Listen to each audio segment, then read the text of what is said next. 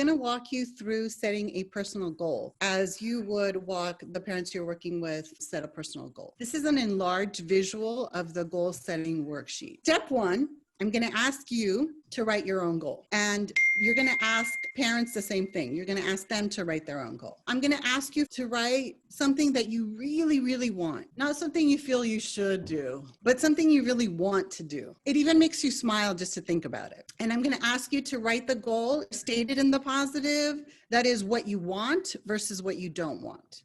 So take a moment to write your goal. Big or small, this is just for you. So write a goal that you have, something that you really, really want. So step two, I'm going to ask you to reflect on any fears, worries, doubts, questions, or concerns that you may have about accomplishing your goal. Remember, this is the million-dollar question. What fears, worries, doubts, questions, or concerns do you have about accomplishing your goal? So write those down. Anything that comes to mind. What limiting beliefs are getting in your way? Sometimes I'll ask parents, what are you saying to yourself about why you haven't already accomplished your goal? So that's step two, reflect. Step three, I'm going to ask you to take each statement that you wrote in step two, each worry, fear, doubt, question, concern.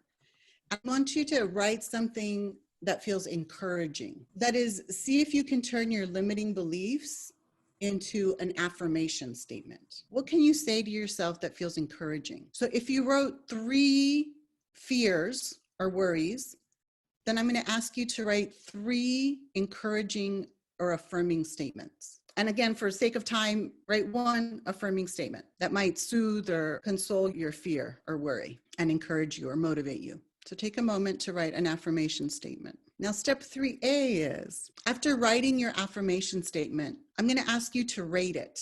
So read your affirmation statement to yourself and rate it on a scale of 1 to 10, where 1 is, I'm super skeptical and I'm not buying it at all. And 10 is, I believe the statement with my heart and soul. So you wrote an affirmation statement. So on a scale of 1 to 10, how much do you buy it? How much do you believe it? And if you rated any of your encouraging statements at a level or 5 or below, see if you can revise it in such a way that it feels more believable or credible to you. Like, even though I'm scared, I'm going to try X, Y, and Z. Even though it sounds hard, I'm going to reach out for help and I'm going to give it a shot. Something like that. That feels more credible and believable than like, I'm the master of my destiny and I can do it all. Maybe that doesn't feel so believable right now. Step 4. So we're going to take a moment to talk about barriers versus obstacles. So our fears can be very real barriers because they're going to stop us dead in our tracks as we move toward our goal. Obstacles are different though. Obstacles are just things that we need to figure out how to get through. And when we really, really want something, we can be pretty creative in our problem solving.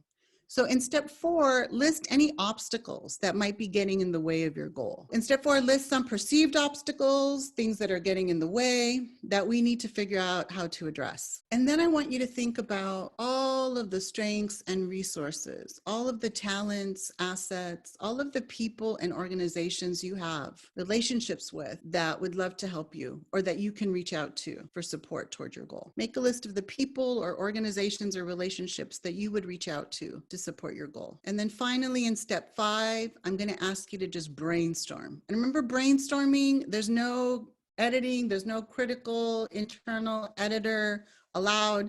That person has to go to the corner and drink some tea or coffee or Jamba Juice, whatever, and just kind of wait.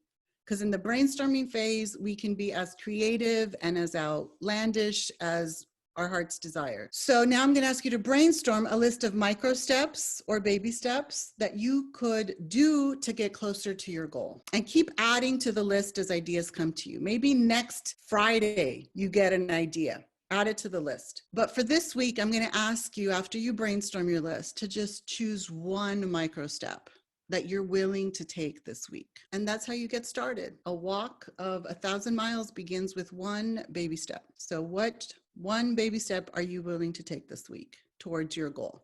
Remember, this is not what you should do. This is what you really, really, really want to do, your heart's desire.